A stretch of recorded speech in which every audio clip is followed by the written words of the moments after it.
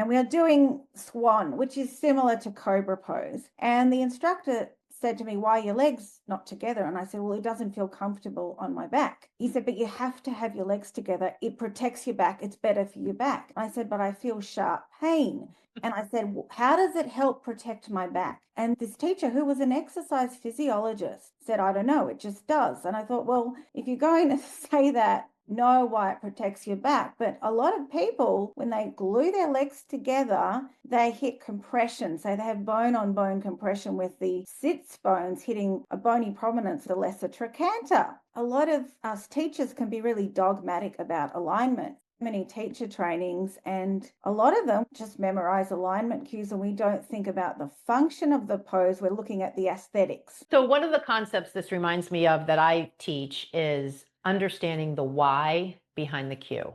Yeah. So there's the cue you say, right? Literally the words coming out of your mouth, squeeze around your sitting bones. Let's say you say that. But behind that is the why. What's the reason for the cue that you're using? Now, of course, if we're referring to an anatomy-based cue, we can look at it through the lens of anatomy, but this model works for anything. But let's just play this game of an anatomy-based cue, because that's what you're talking about and what you experienced. And the unfortunate response of the teacher, I don't know. And this also harkens back to a memory I have when I was doing an anatomy training for a friend of mine.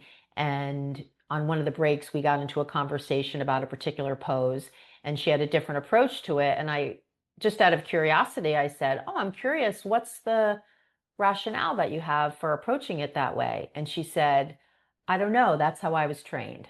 Yeah. So this is the same thing. It's this abdicating to perceived authority rather than asking as the teacher, what's the reason for that? Why are you asking us to do it, to teach it that way? So the why behind the cue, and the reason I speak on this a lot when I work with teachers, is that's often where the confidence comes from. Because when you share a cue and you understand the reason for it, the why behind the cue, you can share it with so much more conviction, so much more clarity. You can build so much more connection with your students because you can say it, like in your case.